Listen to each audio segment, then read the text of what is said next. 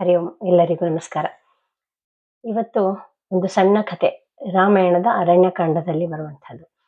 ಅಗಸ್ತ್ಯರ ತಪಶಕ್ತಿಯನ್ನು ವಿವರಿಸ್ತಾ ವಾಲ್ಮೀಕಿಯವರು ಹೇಳುವಂಥದ್ದು. ಇಲ್ವಲ ಮತ್ತು ವಾತಾಪಿ. ಇಲ್ವಲ ಮತ್ತು ವಾತಾಪಿ ಇವರಿಬ್ರು ಅಣ್ಣ ತಮ್ಮಂದ್ರು. ಇವರಿಬ್ರು ರಾಕ್ಷಸರು. ಆದ್ರೆ ಇವ್ರು ಯಾವಾಗ ಬೇಕಾದ್ರೂ ತಮ್ಮ ವೇಷವನ್ನ ಬದಲಾಯಿಸ್ಕೊಳ್ಳುವಂಥ ಶಕ್ತಿ ಇವರಲ್ಲಿತ್ತು. ಇಲ್ವಲ ಬ್ರಾಹ್ಮಣ ವೇಷವನ್ನು ಧರಿಸಿ ಇದು ತಪಸ್ವಿಗಳನ್ನೆಲ್ಲ ನಮ್ಮ ಮನೇಲಿ ಶ್ರಾದ್ದ ಇದೆ, ಊಟಕ್ಕೆ ಬನ್ನಿ ಅಂತ ಅವ್ರನ್ನ ಕರೆಯೋದು. ವಾತಾಪಿ ಕುರಿ ವೇಷ ಹಾಕೊಳ್ಳೋದು.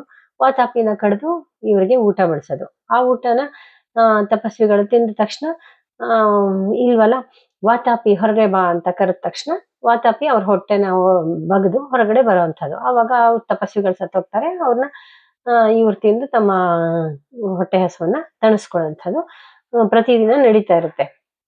ಹೀಗೆ ನಡೀತಿರ್ಬೇಕಾದ್ರೆ ದೇವತೆಗಳೆಲ್ಲ ಅಗಸ್ತ್ಯರಿಗೆ ಹೇಳ್ತಾರೆ, ಈ ತರ ಆಗ್ತಾ ಇದ್ರೆ ತಪಸ್ವಿಗಳೆಲ್ಲ ಕಡಿಮೆ ಆಗ್ತಾ ಬರ್ತಾರೆ ಅಂತ ಹೇಳ್ಬಿಟ್ಟು ಅಗಸ್ತ್ಯರಿಗೆ ಕೇಳ್ಕೊಂಡಾಗ ಅಗಸ್ತ್ಯರು ಇಲ್ವಲನ ಮನೆಗೆ ಊಟಕ್ಕೆ ಹೋಗ್ತಾರೆ. ಅವನು ಯಥಾ ಪ್ರಕಾರ ತನ್ನ ತಮ್ಮನ್ನ ಕುರಿ ವೇಷದಲ್ಲಿರೋ ತನ್ನ ತಮ್ಮನನ್ನ ಕಡ್ದು ಅವನಿಗೆ ಅಡಿಗೆ ಮಾಡಿ ಊಟ ಬಡಿಸ್ತಾನೆ.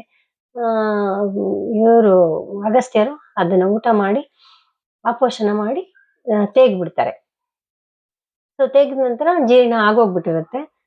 ಇಲ್ವಲ್ಲ, ಇದು ವಾತಾಪಿ ಹೊರಗ್ ಬಾ ಅಂತಂದ್ರೆ ಅವ್ನು ಎಲ್ಲಿ ಬರ್ತಾನೆ? ಅಗಸ್ತ್ಯರು ಹೇಳ್ತಾರೆ ಅವ್ನು ಜೀರ್ಣ ಆಗೋಗಿದ್ದಾನೆ, ಅವನು ಈಗಾಗ್ಲೇ ಸತ್ತೋಗಿದ್ದಾನೆ ಅಂತ.